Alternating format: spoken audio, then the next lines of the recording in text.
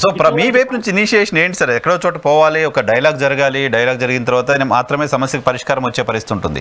ఉద్యోగ సంఘాలుగా మీలో మీరు బాధపడుతూ అరే హామీ ఇచ్చారు చేయలేదు మనం ఇలా బాధపడుతూ కూర్చుంటే సమస్య పరిష్కారం ఎట్లా? డైలాగ్ కోసం ప్రయత్నం చేస్తున్నారా? ప్రభుత్వం వైపు నుంచి ఇనిషియేషన్ లేదు సరే, మీ వైపు నుంచి?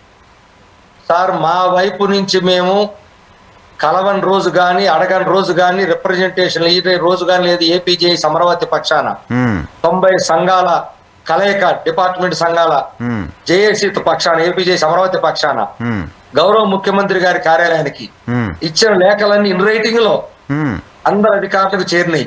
అన్ని రకాల సలహాలు ఇచ్చాం. దానికి ఈ రోజు కూడా ఎలాంటి సమాచారం లేదు. ఆర్థిక శాఖలు అన్ని కూడా పెరిగిపోయి ఉన్నాయి. సహజంగా మీ అందరికి తెలిసిందే, ఉన్నతాధికారులు ఎవరు కూడా దీంట్లో ఏమి చేయలేరు. గౌరవ సిఎస్ గారు ఇటీవల ఒక మీటింగ్ పెట్టారు. అది కూడా మా కోరిక మేరకి, అయ్యా ఆలస్యం అవుతుంది, ఉద్యోగులకు చెప్పలేకపోతున్నాం, తీవ్రమైన ఒత్తిడి ఉంది, ఆందోళన బాట పట్టాలంటున్నారు. కానీ ఆందోళన బాట ప్రభుత్వం వచ్చిన సంవత్సరం లోపు పడితే ప్రభుత్వం కూడా లెక్క చేయని మాట అందరికీ తెలిసింది, సీక్రెట్ ఏం కాదు. ఎందుకంటే వాళ్ళకి కాలం ఇంకా ఉంది కాబట్టి పెద్దగా భయపడరు. కానీ మేము అనేక రకాలుగా మళ్ళీ ఇబ్బంది పడి ప్రజల్ని ఇబ్బంది పెట్టి మేమేదో ఉద్యమాల బాట పట్టి వాళ్ళకి మేము శత్రుతుల్లా కనపడి మళ్ళా ఇంకా అనేక అంశాల మీద ప్రభుత్వం దగ్గరికి రోజువారీగా వెళ్ళాలి. ఇవన్నీ మాకు ఒక శత్రువులాగా చూస్తారు. కాబట్టి ఇది మంచి సాంప్రదాయం కాదని ప్రతి ఒక్కరికి చెప్పుకొని తిరుగుతున్నాం. మా ప్రయత్నం ఇప్పటికి కూడా కొనసాగిస్తూనే ఉన్నాం. ఉద్యోగుల వైపు నుంచి ఎలా ఉంది సార్? ఉద్యోగుల వైపు నుంచి మీ పైన ఇమీడియట్ గా అందరూ పోయి ప్రభుత్వాన్ని ఎవరికి వాళ్ళు ఇండివిజువల్ గా అడగరు కాబట్టి ఉద్యోగ సంఘాల నాయకులుగా బాధ్యులుగా మీ పైన అయితే ఒత్తిడి ఉంటుంది కదా, వాళ్ళు ఏం చెప్తున్నారు? ఉద్యోగుల వైపు నుంచి ఎలా ఉంది? తీవ్రమైనటువంటి ఒత్తిడి ఉంది. ఇప్పటికే రాష్ట్ర కార్యవర్గ తీర్మానాన్ని గౌరవ ముఖ్యమంత్రి గారి కార్యాలయ అధికారులకు చెప్పాము, చీఫ్ సెక్రటరీ గారికి చెప్పాము. రానున్న 3 మాసాల్లో అంటే మేబీ డిసెంబర్ లో మేము రాష్ట్ర కార్యవర్గం నిర్వహించుకొని ఇక ఈ ఏ పరిస్థితులు మాకు ఈ లోపుకైనా సహకరించకపోతే ప్రభుత్వం నుంచి వాళ్ళతో సమావేశం ఏర్పాటు చేసుకొని అన్ని జిల్లాలతో పెడతాము.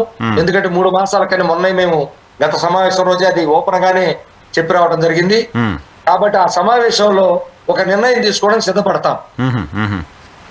తప్పదు, ఇక వేరే దారి మాకు కూడా కనిపించట్లేదు. ఇప్పటికే మీకు తెలుసు, టీచర్ సంఘాలన్నీ కూడా రోడ్డు మీదకి వచ్చినాయి వాళ్ళ సమస్యల మీద. అవును, ప్రభుత్వ డాక్టర్ల సంఘం వాళ్ళ సమస్యల మీద బయటకు వచ్చారు. గ్రామవార్డు సచివాలయ ఉద్యోగులు వాళ్ళ సమస్యల మీద వాళ్ళు బయటకు వచ్చారు. కాంట్రాక్ట్ ఉద్యోగులు మాకు అన్యాయం జరిగిపోయింది, మా తోటి వాళ్ళకి రెగ్యులర్ చేశారు. మాకు ఈ రోజుకి 7,000 మంది ఏదన్నా చిన్న ఆపద జరిగినా కూడా వాళ్ళకి దిక్కు ముక్కు లేని పరిస్థితి. వాళ్ళు రోడ్డు మీదకి వచ్చేదానికి సిద్ధంగా ఉన్నారు. అవుట్ సోర్సింగ్ ఉద్యోగులు చాలా జీతం ప్రభుత్వ ఉద్యోగాన్ని సిఎఫ్ఎంఎస్ లో కనపడుతుంది కాబట్టి సంక్షేమ పథకాలు వాళ్ళకి వాళ్ళ కుటుంబ సభ్యులకు మొత్తానికి ఎత్తేసారు. ఆ ఇచ్చే జీతం ₹1 ఇంటి అద్దెలకు కూడా పనికిరాదు కనీసం. కానీ మాకన్నా గంట ఎక్కువ పనిచేసే ఉద్యోగులు అవుట్ సోర్సింగ్ ఉద్యోగులు సుమారు 2.5 లక్షల మంది ఈ రోజు పనిచేస్తా ఉన్నారు. మరి వీళ్ళందరూ అల్లాడిపోతా ఉన్నారు, అందరూ రోడ్డు మీదకి వస్తున్నారు.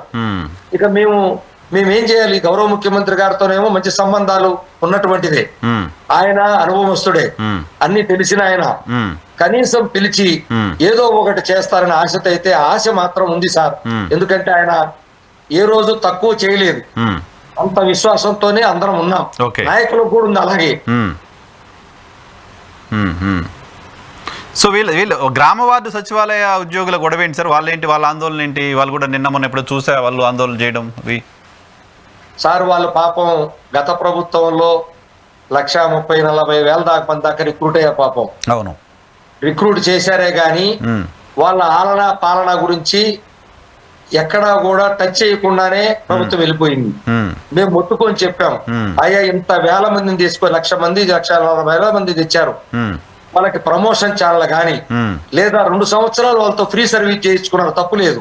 మీరు ప్రభుత్వ నిబంధన పెట్టారు, ఆ రిక్రూట్మెంట్ ప్రకారం రిక్రూట్మెంట్ లోనే 2 years మేము 15,000 ఇస్తా అన్నారు, తప్పు లేదు. కానీ 2 సంవత్సరాలు దాటి 9 నెలలు చేసినప్పుడు ఆ 9 నెలలకి జీతాలు ఇవ్వాలి కదా సార్, పే స్కేల్ ఇవ్వాలి కదా. సో అది ఆ బకాయిలు అడుగుతున్నారు, మాకు సీనియారిటీ కల్పించి ఇవ్వమంటున్నారు.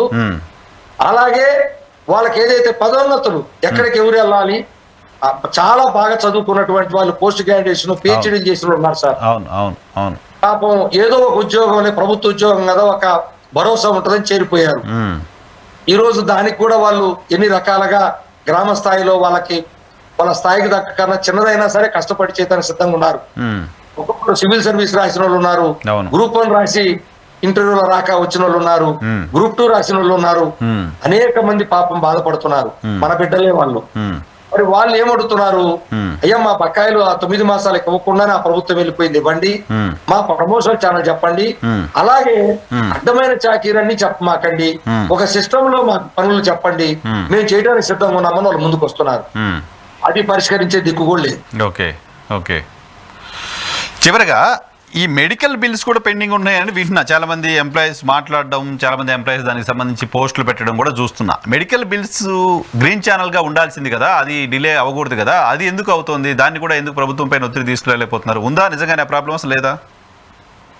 సార్ ఒక్క మెడికల్ బిల్స్ ఏంటి సార్, ఈ రోజు ఎంప్లాయీస్ హెల్త్ కార్డ్ అనేది పనికిరాని కార్డు. అది ప్రతి ఉద్యోగి లక్షలాది రూపాయలు. ఇప్పుడు ప్రభుత్వాలు ఏం చెప్తున్నాయి, ప్రజలందరికీ కూడా విద్యా వైద్యం ముందుండి చేయాలంటుంది కేంద్ర రాష్ట్ర ప్రభుత్వాలు.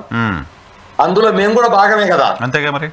అయినప్పటికీ మేము డబ్బులు కడుతున్నాం, మా జోబులో డబ్బులు ఒక పక్క ప్రభుత్వానికి కడుతున్నాం, అయ్యిలాసే, ఆసుపత్రికి తీసుకెళ్లి మా డబ్బులు కడుతున్నాం, అయ్యిలాసే.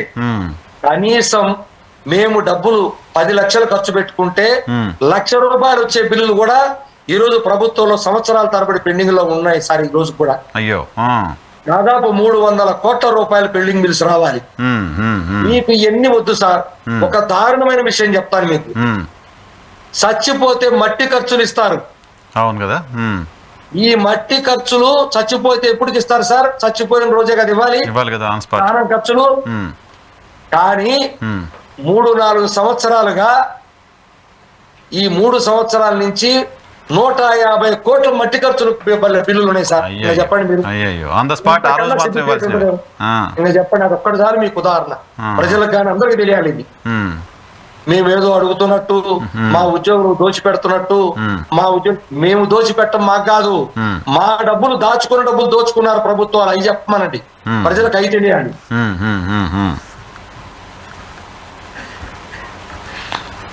సో చూద్దాం సార్. ఇంకా ఈ మెడికల్ బిల్లుకు సంబంధించిన అంశంలో ఈ మానవతా దృక్పథంతో స్పందించాల్సింది. పైగా అది ప్రభుత్వం మీకు చేస్తున్న సాయమో లేకపోతే దానమో కాదు కదా, హెల్త్ కార్డ్స్ పనిచేయాల్సిందే, దానికి మేము డబ్బులు కడుతున్నాం. నెలవారీ ఒక్కొక్క ఉద్యోగి ఇంతని, నెలకి ప్రతి ఉద్యోగి స్కేల్ ను బట్టి డబ్బు కడుతున్నాం ప్రభుత్వానికి. ఆ ప్రభుత్వం మా డబ్బులు కూడా వాడుకుంటున్నారు వాళ్ళు, ఆసుపత్రులకు ఇవ్వట్లేదు సకాలంలో. అందువల్ల వాళ్ళు వైద్యం చేయకుండా నిరాకరిస్తున్నారు. ఇప్పుడు ఆరోగ్యశ్రీ మొత్తం ఆపేస్తామని ఇచ్చారు కదా, మాది ఎంప్లాయీస్ హెల్త్ స్కీమ్ కూడా దిక్కులేదు, ఏ రోజు మాకు చేసేది ఏం లేదు.